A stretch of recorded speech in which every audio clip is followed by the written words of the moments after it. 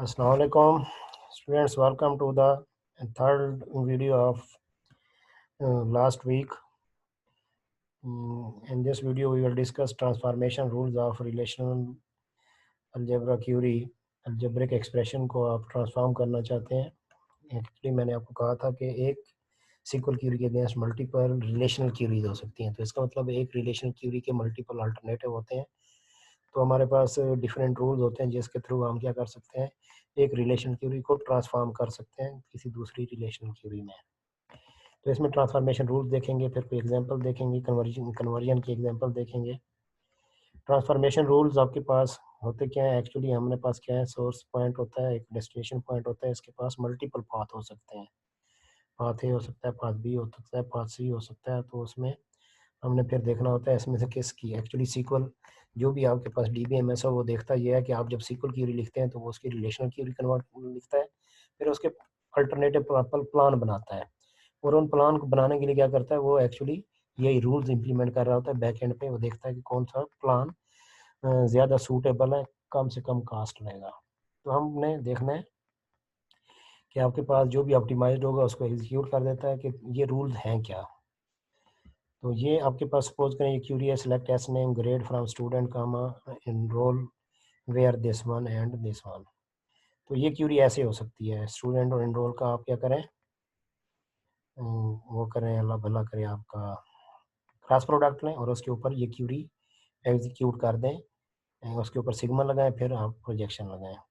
या फिर ऐसे भी हो सकता है, पहले आप स्टूडेंट एनरोल का वो करें, क्रॉस प्रोडक्ट लें, उसके ऊपर फिर ये एज इज़ ग्रेटर देन 21 की वो लगाएं, कंडीशन लगाएं, फिर जो रिज़ल्ट है उसके ऊपर ये SID को मैच कराएं, फिर जो रिज़ल्ट है उसके ऊपर ये करें. या फिर ऐसे हो सकता है, पहले स्टूडेंट के ऊपर ये कंडीशन लगाएं, जो रिज़ल्ट है उसका एनरोल के साथ क्रॉस प्रोडक्ट लें, और फिर जो रिज़ल्ट है उसके ऊपर ये कंडीशन लगाएं, और फिर जो रिज़ल्ट है. तो तीनों का रिज़ल्ट सेम आएगा लेकिन तीनों की कास्ट डिफरेंट होगी. आप इसकी कास्ट निकाल के देखें अगर किसी डाटा के ऊपर, तो उसको कास्ट डिफरेंट होगी तो ऑप्टिमाइज्ड वन उठाएगा ये. तो ये हमारे पास रूल्स हैं. conjunctive selection operations can be cascaded into individual selection operation and vice versa. commutativity of selection ये आपके पास है, वन बाई वन हम इन्हें देखेंगे रूल्स को. First one, conjunctive selection operations. Selection किसे कहते हैं, वेयर क्लास वाला, सिग्मा वाला.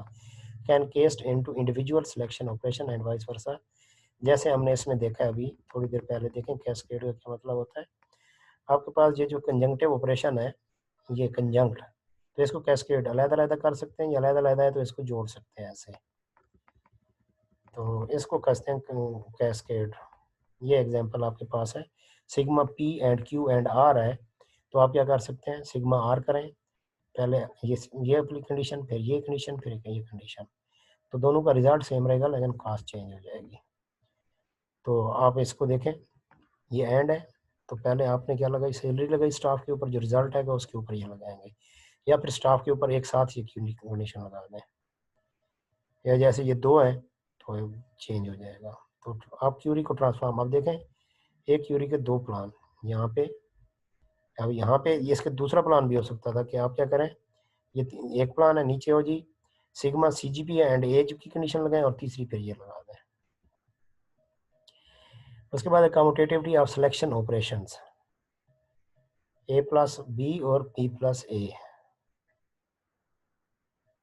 कि आपके पास क्या होता है, एक कंडीशन है, सिलेक्शन ऑपरेशन जो है, पहले Q अप्लाई हो रहा है और बाद में P अप्लाई करना है. आप पहले P अप्लाई कर लें, बाद में Q अप्लाई कर लें. जस्ट लाइक दिस वन, आपने पहले सैलरी की है और बाद में ब्रांच नंबर की. आप पहले ब्रांच नंबर कर लें, फिर सैलरी कर लें.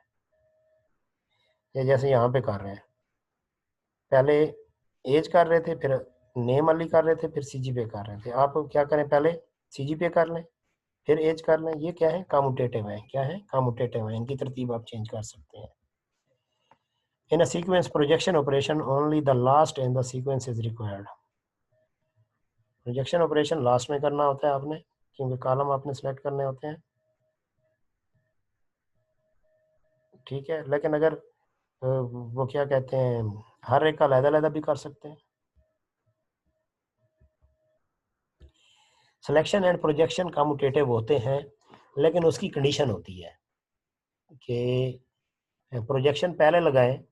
अगर फ़र्ज़ करें हम प्रोजेक्शन पहले लगा लेते हैं और वो कॉलम सिलेक्शन जो सिलेक्शन में चाहिए वो अवेलेबल ही नहीं है।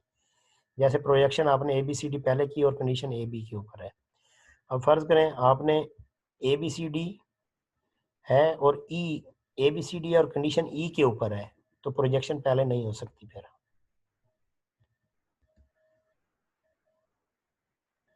Just like this one.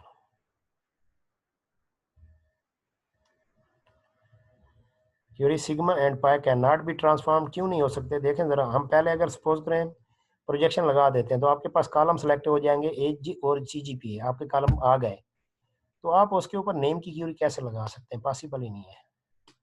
हाँ, यहाँ पे हो सकता है, नेम और सी जी पी सेलेक्ट करके आएंगे तो नेम की कंडीशन लगा सकते हैं कि वो नेम का कॉलम अवेलेबल होगा।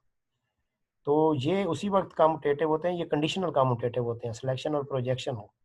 कम्यूटेटिव का मतलब होता है पहले सिलेक्शन लगाएं बाद में प्रोजेक्शन लगाएं, पहले प्रोजेक्शन लगाएं बाद में सिलेक्शन लगाएं, कोई फर्क नहीं पड़ता। लेकिन यहाँ पे ये कंडीशनल होता है। सिलेक्शन और प्रोजेक्शन कम्यूटेटिव होते हैं if column used in selection is subset of projection. जैसे यहाँ पे है, जो नेम यूज हुआ है कंडीशन के लिए वो प्रोजेक्शन का सबसेट था, यहाँ पे नहीं है तो फिर ये अप्लाई भी नहीं हो सकता। थीटा ज्वाइन कम्यूटेटिव होता है, ज्वाइन, और कार्टियन प्रोडक्ट भी ज्वाइन कम्यूटेटिव होता है। मतलब स्टूडेंट का ज्वाइन करें रजिस्ट्रेशन के साथ या रजिस्ट्रेशन का ज्वाइन करें स्टूडेंट का साथ, एक ही है। Student cross R is equal to student cross registration is equal to registration cross student.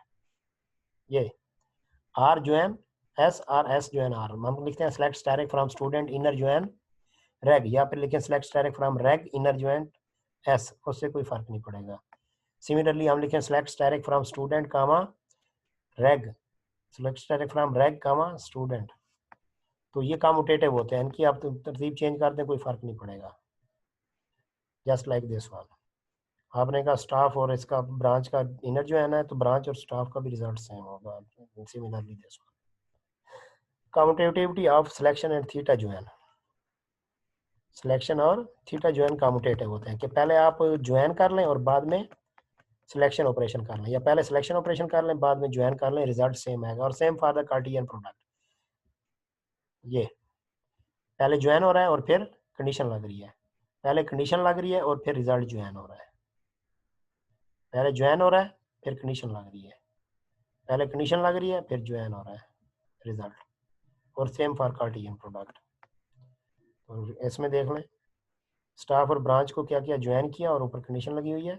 पहले स्टाफ के ऊपर कंडीशन लगा ली, ब्रांच के ऊपर अलग कंडीशन लगाएगी और रिजल्ट आपका क्या हो गया, ज्वाइन हो गया। इन दोनों का रिजल्ट सेम आएगा लेकिन क्यूरी की कॉस्ट बहुत डिफर करेगी। सेम नीचे क्रॉस प्रोडक्ट के लिए है। Commutativity of projection and theta join. पहले आप थीटा ज्वाइन करें फिर प्रोजेक्शन लगाएं, पहले प्रोजेक्शन लगाएं और फिर थीटा ज्वाइन कराएं।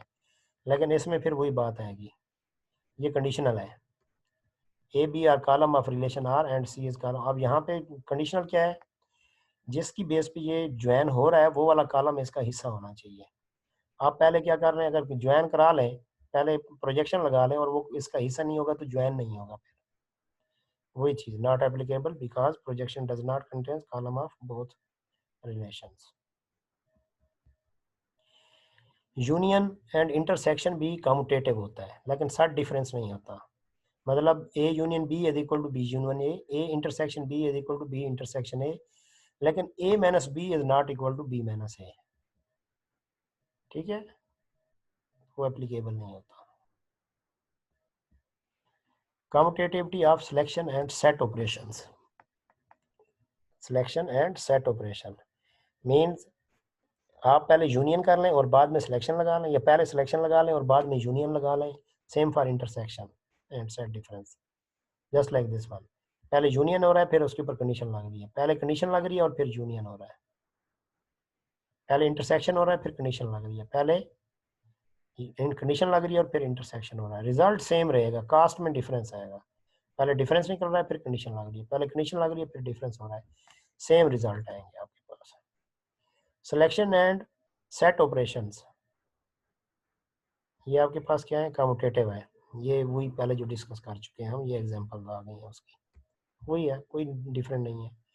BID5 पहले अप्लाई कर दिया, फिर एंड में आपको उसका यूनियन लेने हैं। एंड सो प्रोजेक्शन और यूनियन कम्यूटेटिव होते हैं। प्रोजेक्शन एंड यूनियन के पहले प्रोजेक्शन लगा दें फिर यूनियन लगा दें, या पहले यूनियन लगा दें फिर प्रोजेक्शन लगा दें, कोई फर्क नहीं पड़ेगा। ठीक है, ये कंडीशनल भी नहीं है। Associativity of theta join and Cartesian product,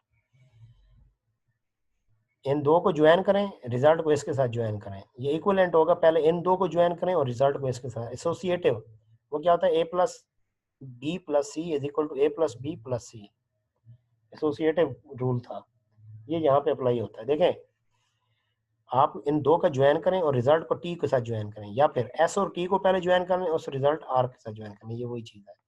are और एस का क्रॉस प्रोडक्ट लें, फिर रिजल्ट को टी के साथ क्रॉस प्रोडक्ट लें, या फिर एस और टी का पहले क्रॉस प्रोडक्ट ले लें और उसके रिजल्ट को आर के साथ क्रॉस प्रोडक्ट ले लें, रिजल्ट सेम आएगा। Just like this one, student enroll को ज्वाइन किया, उसके रिजल्ट को कोर्स के साथ ज्वाइन किया। कहते नहीं, पहले आप इनरोल और कोर्स को ज्वाइन करें, उसके रिजल्ट को स्टूडेंट के साथ ज्वाइन करें तो रिजल्ट सेम आएगा। Similarly for the Cartesian product, cross product. Last but not least, associativity of union and intersection. पहले रिजल्ट का यूनियन लें फिर इंटरसेक्शन लें, या पहले इंटरसेक्शन लें फिर यूनियन लें, लेकिन सेट डिफरेंस के साथ ये चीज़ नहीं है। आर और यू का ये दोनों रिलेशन है, आर रिलेशन है, एस रिलेशन है, दो टेबल है, इनका यूनियन लें और रिजल्ट का टी के साथ यूनियन लें, तो ये इक्विवेलेंट होगा कि इसके पहले आर और टी का फिर इसके साथ एस का, ये चेंज कर लें, इससे कोई फर्क नहीं पड़ेगा।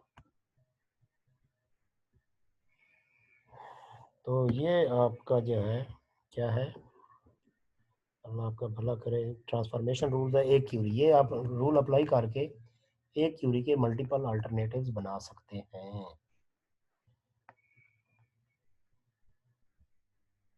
थैंक यू, अल्लाह हाफिज़।